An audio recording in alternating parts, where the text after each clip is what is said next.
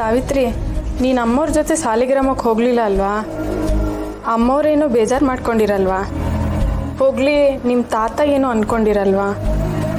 ಅಜ್ಜಯ್ಯ ಏನಾದರೂ ಅನ್ಕೊಳ್ಳಿ, ಆದರೆ ಅಮ್ಮವ್ರಿಗೇನು ಬೇಜಾರಾಗಿಲ್ಲ. ಅವ್ರನ್ನ ಒಪ್ಸಿನೇ ನಾನು ಇಲ್ಲಿಗೆ ಬಂದಿರೋದು. ಸಾವಿತ್ರಿ, ನಿಮ್ಮ ತಾತ ನೋಡಿದ್ರೆ ನಿನ್ನ ಅಷ್ಟು ಇಷ್ಟಪಡ್ತಾರೆ. ಒಂದು ಒಳ್ಳೆ ಹುಡುಗನ ನೋಡಿ ನಿಮಗೆ ಮದುವೆ ಮಾಡಬೇಕು ಅಂದ್ಕೊಂಡಿದ್ದಾರೆ. ಅಂಥದ್ರಲ್ಲಿ ನೀನು ನೋಡಿದರೆ ಅವ್ರು ಏನಾದರೂ ಅಂದ್ಕೊಳ್ಳಿ ಅಂತಿದೆಯಲ್ಲ. ಇನ್ನೇನು ಮಾಡಲಿ ಅಕ್ಕ, ನಾನು ಊರಿಗೆ ಹೋದ್ಮ್ಯಾಕೆ ಯಾವುದೋ ಹುಡುಗನ್ನ ನನ್ನ ಮುಂದೆ ನಿಲ್ಲಿಸಿ ಮದುವೆ ಆಗು ಅಂದರೆ ಅವ್ರಿಗೆ ಕುತ್ತಿಗೆ ಕೊಡೋಕ್ಕಾಯ್ತದ? ಮದುವೆ ಅಂದ್ಮ್ಯಾಕೆ ಗಂಡು ಹೆಣ್ಣು ಇಬ್ರು ಒಪ್ಕೋಬೇಕಲ್ವಾ? ನಾನು ಅದನ್ನೇ ಕೇಳ್ತಿರೋದು. ನೀನು ಮನ್ಸಾರೆ ಒಪ್ಕೊಂಡಿರೋ ಹುಡುಗ ಯಾರು ಅಂತ ಗೊತ್ತಾದರೆ ಅವನಿಗೆ ಕೊಟ್ಬಿಟ್ಟು ನಿನ್ನ ಮದುವೆ ಮಾಡಿಸ್ತೀವಿ. ಅಯ್ಯೋ ದೇವ್ರೆ, ಇಷ್ಟೆಲ್ಲ ಕೇಳ್ತಾವ್ರೆ. ನಾನು ಇಷ್ಟಪಡ್ತಿರೋ ಹುಡುಗ ಮದನ್ ಅವರು ಅಂತ ಹೇಳ್ಬಿಡ್ಲ? ಬೇಡ ಬೇಡ, ಮದನ್ ಅವರು ಇವ್ರ ಹತ್ರ ಹೇಳ್ಬೇಡ ಅಂತ ಅಂದವ್ರೆ. ನಾನೇನಾದರೂ ಹೇಳ್ಬಿಟ್ರೆ ತಪ್ಪಾಯ್ತದೆ, ನನ್ನ ಮೇಲೆ ಕೋಪ ಮಾಡ್ಕೊಳ್ತಾರೆ. ಏನು ಯೋಚನೆ ಮಾಡ್ತಿದ್ಯಾ ಸಾವಿತ್ರಿ? ಯಾಕೆ ನನ್ನ ಹತ್ರ ಹೇಳ್ಕೊಳಕ್ಕೆ ಇಷ್ಟ ಇಲ್ವಾ? ಅಯ್ಯೋ ಹಂಗೇನಿಲ್ಲ, ಸಮಯ ಬಂದಾಗ ನಾನೇ ಎಲ್ಲ ವಿಷಯನೂ ನಿಮ್ಮ ಹತ್ರ ಹೇಳ್ಕೊಳ್ತೀನಿ. ಹೋಗ್ಲಿ ಬಿಡು ಸಾವಿತ್ರಿ, ನಾನು ನಿನ್ನ ಒತ್ತಾಯ ಮಾಡಲ್ಲ. ಆದರೆ ಒಂದು ವಿಷಯ ನೆನ್ಪಿಟ್ಕೊ, ನೀನು ಹಳ್ಳಿಯಿಂದ ಸಿಟಿಗೆ ಬಂದಾಗ ಈ ಊರು ದೊಡ್ಡದಾಗಿದೆ ಅನಿಸುತ್ತೆ, ಬಣ್ಣಗಳು ತುಂಬಿದೆ ಅನಿಸುತ್ತೆ, ಆಡಂಬರಗಳು ಕುಣಿತಿದೆ ಅನಿಸುತ್ತೆ. ಆದರೆ ಕಣ್ಣಿಗೆ ಕಾಣೋ ಬಣ್ಣಗಳೆಲ್ಲ ಶಾಶ್ವತ ಅಲ್ಲ. ಯಾವತ್ತ ಒಂದಿನ ಬಣ್ಣಗಳು ಮಾಸ್ ಹೋಗುತ್ತೆ, ಮನಸ್ಸು ಮುರಿದು ಹೋಗುತ್ತೆ. ಇವತ್ತಿನ ಕಾಲದಲ್ಲಿ ನಿನ್ನಂಥ ಒಳ್ಳೆ ಹುಡುಗಿಗೆ ಮೋಸ ಮಾಡೋರೇ ಹೆಚ್ಚು. ಪ್ರೀತಿ ಪ್ರೇಮ ಅನ್ನೋ ಹೆಸರಲ್ಲಿ ಹಳ್ಳಿ ಹುಡುಗಿರ್ ತಲೆ ಕೆಡಿಸಿ ಕೆಟ್ಟದಾಗಿ ಬಳಸ್ಕೊಳ್ಳೋ ರಾಕ್ಷಸರೇ ತುಂಬ ಜನ ಇದ್ದಾರೆ ಇಲ್ಲಿ. ದೇವ್ರ ದಯೆಯಿಂದ ನೀನು ಇಷ್ಟಪಡ್ತಿರೋ ಹುಡುಗ ಅಂಥವ್ನಾಗ್ದಿದ್ರೆ ಸಾಕು. ಅಯ್ಯೋ ಹಂಗೇನಿಲ್ಲ ಅಕ್ಕವ್ರೆ, ಅವರು ಸ್ಯಾನೆ ಒಳ್ಳೆಯವರು. ನನ್ನನ್ನು ಅವ್ರ ಪ್ರಾಣಕ್ಕಿಂತ ಹೆಚ್ಚಾಗಿ ಪ್ರೀತಿಸ್ತವ್ರೆ. ಅವರು ನನಗೆ ಆಣೆ ಮಾಡೋರೆ ನನ್ನನ್ನು ಮದುವೆ ಆಯ್ತೀನಿ ಅಂತ. ಈ ಆಣೆ ಪ್ರಮಾಣಗಳೆಲ್ಲ ನಂಬಿಸಿ ಕುತ್ತಿಗೆ ಕುಯ್ಯೋ ಅಸ್ತ್ರಗಳಾಗೋಗಿದೆ. ಹೋಗ್ಲಿ ಬಿಡು. ಆದರೆ ನಾನು ಹೇಳೋದು ಒಂದೇ, ಯಾವ ಕಾರಣಕ್ಕೂ ಹೆಣ್ಮಕ್ಳು ಕಾಲು ಜಾರಬಾರ್ದು, ಮೈ ಮರಿಬಾರ್ದು. ನಮ್ಮ ಬುದ್ಧಿ ನಮ್ಮ ಕೈಯಲ್ಲಿರಬೇಕು. ಅರ್ಥ ಆಯ್ತಾ? ನಿನ್ನ ಹುಡುಗನ ಬಗ್ಗೆ ನನಗೆ ಯಾವಾಗ ಹೇಳಬೇಕು ಅನಿಸುತ್ತೆ ಆವಾಗಲೇ ಹೇಳು. ಆದರೆ ಅಲ್ಲಿವರೆಗೂ ಹುಷಾರು ಅಷ್ಟೇ.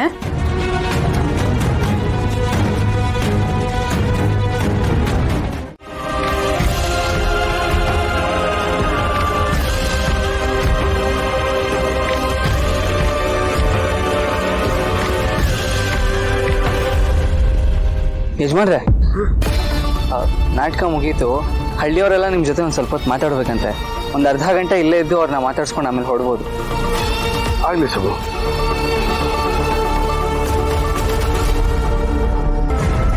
ನಂದಿನಿ ಇದ್ದಾಳೆ, ಆದರೆ ಎಲ್ಲಿದ್ದಾಳೆ? ಯಾರ ಮೂಲಕ ಈ ಮಾತನ್ನು ಇಲ್ಲಿಗೆ ತಲುಪಿಸಿದಾಳೆ?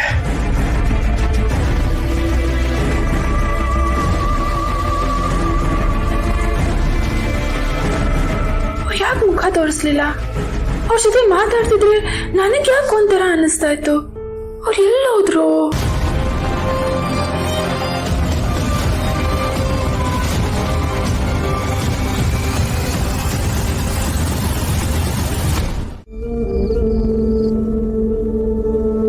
ಪದ್ದು, ನನ್ನ ಮಗಳು ಬಂದು ನಿಂತಾಗ ನನಗೆ ಎಷ್ಟು ಸಂಕಟ ಆಯಿತು ಗೊತ್ತಾ?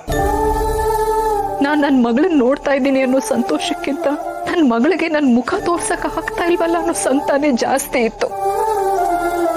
ನನ್ನ ಮಗಳು ಬಂದು ನನಗೂ ನಿಮಗೂ ಏನೋ ಸಂಬಂಧ ಇದೆ, ನಾನು ನಿಮ್ಮ ಜೊತೆ ಮಾತಾಡಿದ್ದೀನೇನೋ ಅನ್ನೋ ಅನುಭವ ಆಗ್ತಿದೆ ಅಂತ ನನ್ನ ಮುಂದೆ ನಿಂತು ಕೇಳ್ಕೊಂಡ್ಲು.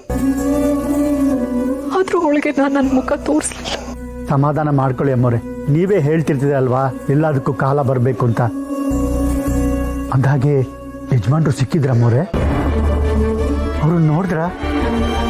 ಊರಿನ ಜನಗಳೆಲ್ಲ ನಿಮ್ಮ ಬಗ್ಗೆನೇ ಮಾತಾಡ್ತಾ ಇದ್ರು. ನಿಮ್ಮನ್ನು ಭೇಟಿಯಾಗಿ ತುಂಬಾ ಸಂತೋಷ ಆಯ್ತು. ನಾಟಕ ನಡೀತಲ್ಲ, ಅದನ್ನ ಯಾರು ಹೇಳ್ಕೊಟ್ಟಿದ್ದು? ಅದಕ್ಕೆ ಸಂಭಾಷಣೆ ಯಾರು ಬರೆದಿದ್ದು? ನೋಡ್ದೆ ಪದ್ದು, ಅವ್ರು ಬಂದು ನಾನು ಕಣ್ಣೆದ್ರಿಗಡೆನೆ ನಿಂತ್ಕೊಂಡ್ರು. ಇಷ್ಟು ದಿನ ನಾನು ಇದೀನೋ ಇಲ್ವೋ ಅಂತ ಯೋಚನೆ ಕೂಡ ಮಾಡದೇ ಇರೋ ವ್ಯಕ್ತಿ ನನ್ನ ಮುಂದೆ ಬಂದು ನಿಂತು ನನ್ನ ಬಗ್ಗೆನೇ ಕೇಳ್ತಾ ಇದ್ರು. ಆದ್ರೆ ಅವ್ರಿಗೆ ನನ್ನ ಮುಖ ಕಾಣಿಸ್ಲಿಲ್ಲ. ಒಂದಂತೂ ಸತ್ಯ ಪದ್ದು, ಇವತ್ತವರು ಮನೇಲಿ ಕೂತು ನಡೆದಿದ್ದನ್ನೆಲ್ಲ ಮತ್ತೆ ನೆನಪಿಸ್ಕೊಳ್ತಾ ಇರ್ತಾರೆ, ನನ್ನ ಬಗ್ಗೆ ಯೋಚನೆ ಮಾಡ್ತಿರ್ತಾರೆ. ಆ ನಿಮ್ಮ ಯಜಮಾನ್ರು ನನ್ನ ಮೇಲೆ ಆರೋಪ ಹೊರಿಸಿ ನನ್ನನ್ನ ಅವ್ರ ಜೀವನದಿಂದನೇ ಹೊರಗೆ ಹಾಕಿದ್ರು. ಅದಾದ್ಮೇಲೆ ನಾನು ಸತ್ತಿದ್ದೀನೋ ಬದುಕಿದ್ದೀನೋ ಅಂತ ತಿಳ್ಕೊಳ್ಳೋ ಪ್ರಯತ್ನ ಕೂಡ ಮಾಡಲಿಲ್ಲ ಅವರು.